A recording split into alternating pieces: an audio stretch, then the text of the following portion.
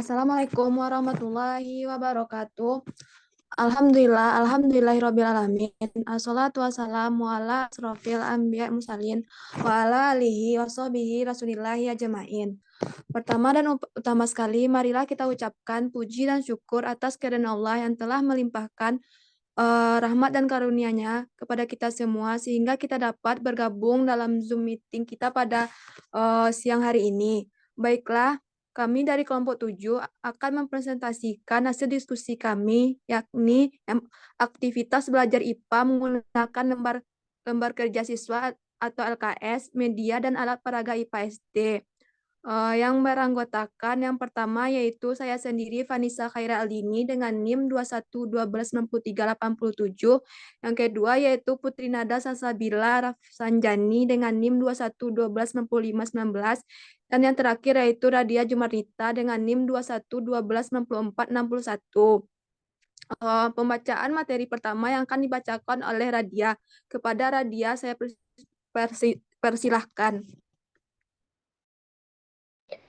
Baik, terima kasih kepada moderator.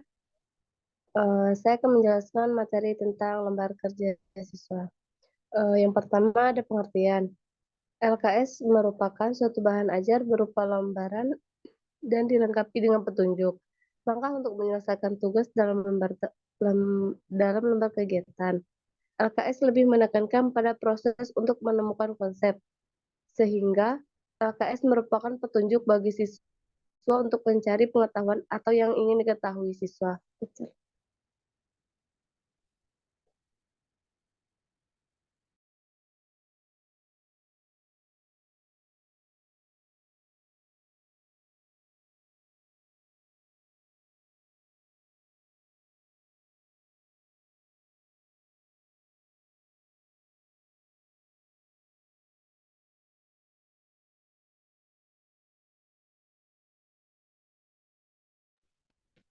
Baiklah, saya akan melanjutkan kembali.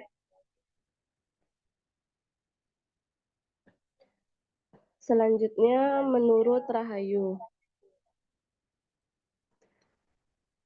LHS merupakan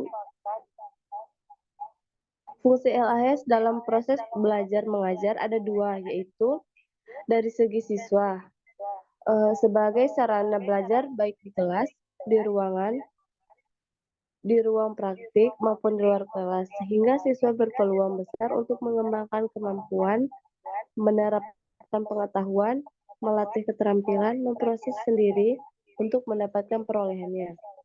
Yang kedua, dari segi guru.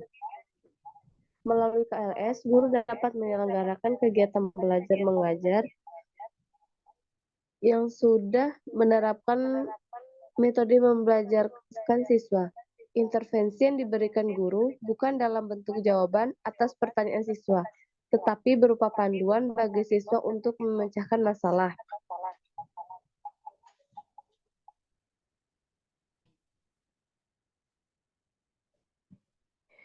Selanjutnya ada jenis-jenis lembar kerja siswa.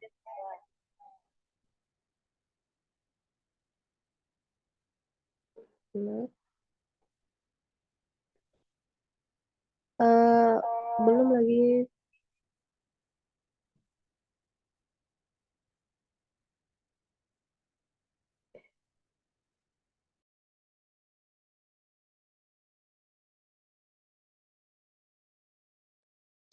Jenis-jenis yang pertama itu ada media.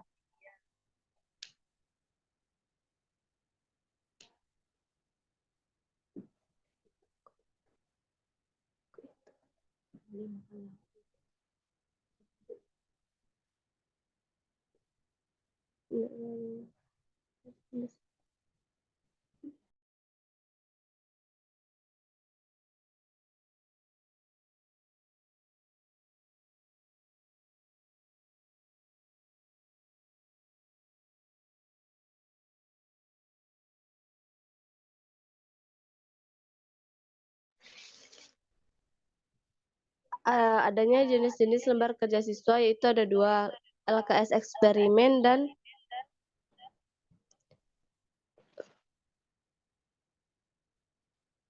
dan LKS non eksperimen. Baiklah, nah itu materi yang saya jelaskan. Saya kembalikan kepada moderator. Saya ucapkan terima kasih kepada Radia Jumarita. Eh, Materi selanjutnya yang akan disampaikan oleh Putri Nada. Pada Putri Nada, saya persilahkan.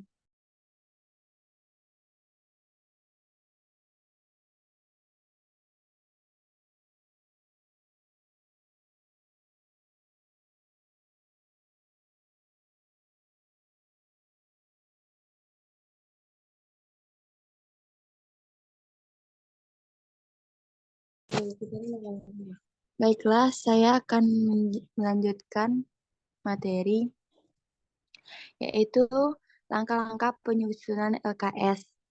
Yang pertama ada melakukan analisis kurikulum. Analisis kurikulum dimaksud untuk menentukan materi-materi mana yang memerlukan bahan ajar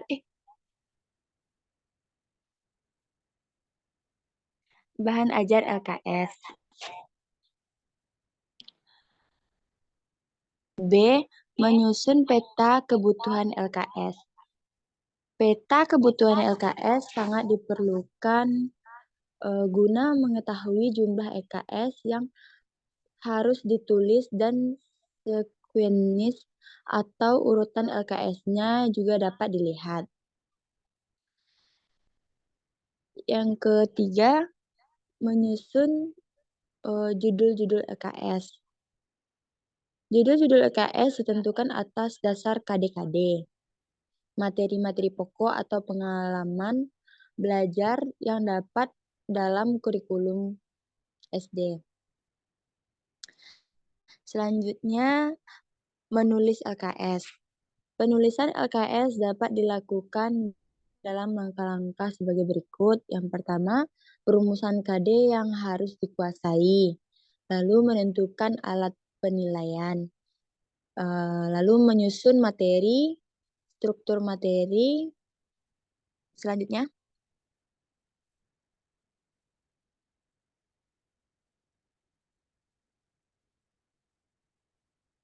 kelebihan dan kelemahan lembar kerja siswa.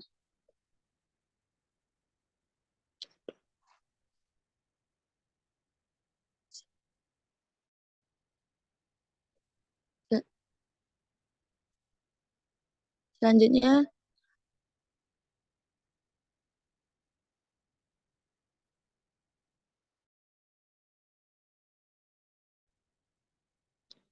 definisi media.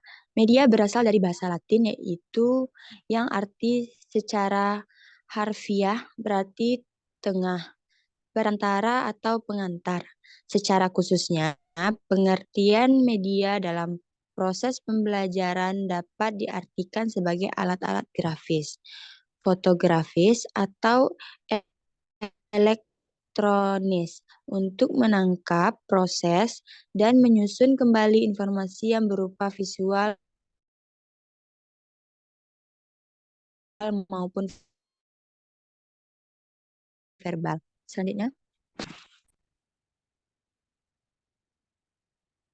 slide selanjutnya Nurul.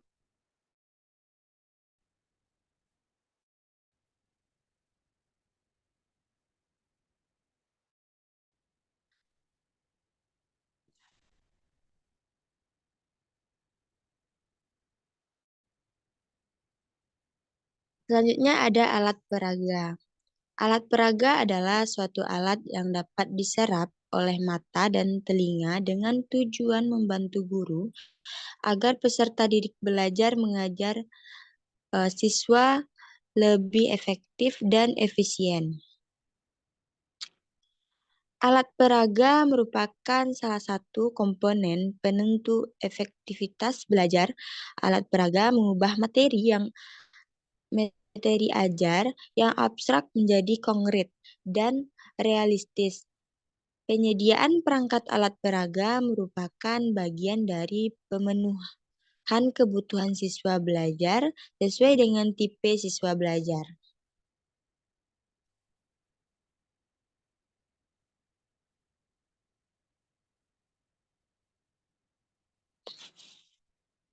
Selanjutnya ada jenis-jenis media. Yang pertama ada media auditif.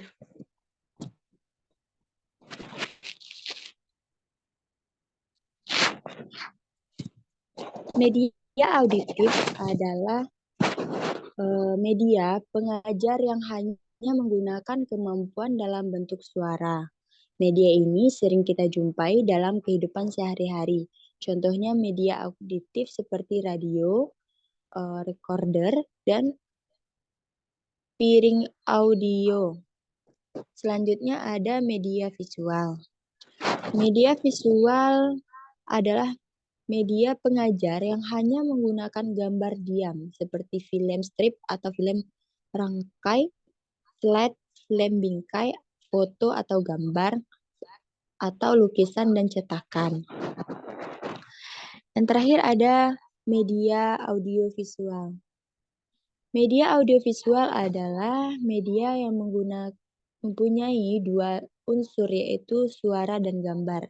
Jenis media ini memiliki kemampuan yang baik untuk pada media lain karena media ini meliputi suara dan gambar seperti film bingkai. Ada suaranya dan ada pula gambarnya yang ditampilkan. Selanjutnya.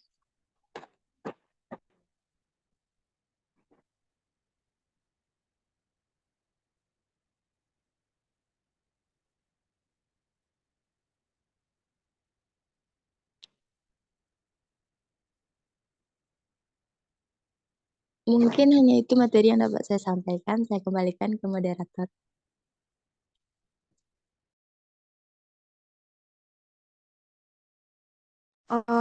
Baiklah, saya mengucapkan terima kasih kepada Putri. Penjelasan materi selanjutnya yaitu alat peraga. Alat peraga terbagi dua, yaitu alat peraga dua dan 3 dimensi, dan alat peraga yang diproyeksikan. Materi selanjutnya persiapan dulu.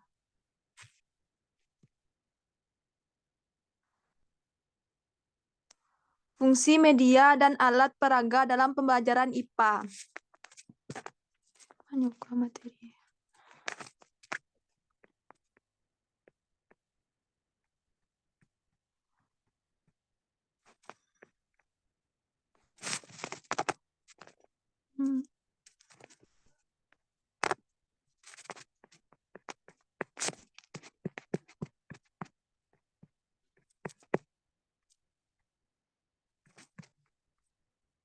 Jenis-jenis.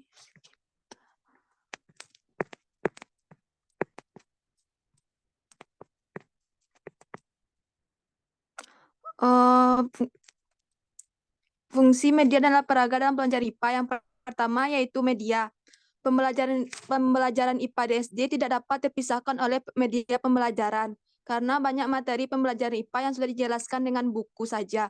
Penggunaan media dalam pembelajaran IPA di SD sangatlah bermanfaat karena media memiliki fungsi-fungsi tertentu dalam proses belajar IPA di SD. Fungsi media pembelajaran IPA di SD sangatlah banyak, yaitu membangkitkan keinginan dan minat baru, membangkitkan motivasi dan rangsangan kegiatan belajar IPA, dan bahkan membawa pengaruh psikologis terhadap siswa. Secara tidak langsung, siswa termotivasi atau terangsang untuk belajar lebih mandiri dan mencoba sendiri percobaan IPA dengan penggunaan media menjadikan pembelajaran IPA lebih menarik, terutama pada pelajaran IPA di SD. Yang kedua yaitu alat peraga. Fungsi dari alat peraga yang pertama, membangkitkan minat siswa dalam mengikuti proses pembelajaran. Yang kedua yaitu menyajikan materi ke dalam bentuk yang lebih konkret. Siswa pada tingkat yang lebih rendah akan lebih memahami dan mengerti apa yang diajarkan. Yang ketiga yaitu dengan alat peraga siswa akan menyadari adanya hubungan antara pembelajaran dengan benda-benda di sekitarnya. Yang keempat yaitu penggunaan alat peraga memungkinkan konsep-konsep abstrak yang disajikan dalam bentuk konkret. Yang kelima yaitu sebagai alat bantu untuk mewujudkan situasi belajar mengajar yang efektif. materi selanjutnya.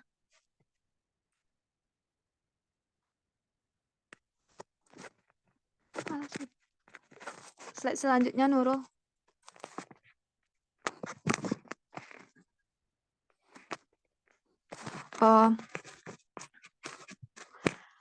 Sekian penjelasan dari kelompok kami. Jika ada teman-teman yang ingin menambahkan materi, silakan untuk resen. Nanti dipilih secara acak.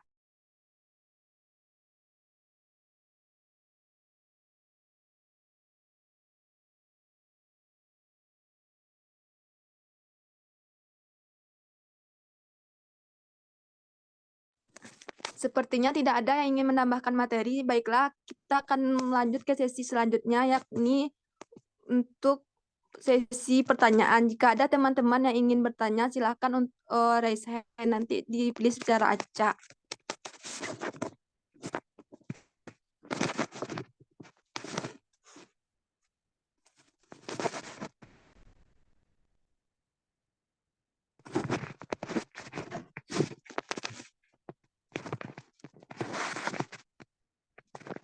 Sepertinya tidak ada sepertinya tidak ada teman-teman yang ingin bertanya. Kami dari kelompok 7 mengakhiri sesi presentasi kami. Kami dari kelompok 7 meminta maaf jika ada yang salah. Assalamualaikum warahmatullahi wabarakatuh. Waalaikumsalam warahmatullahi wabarakatuh.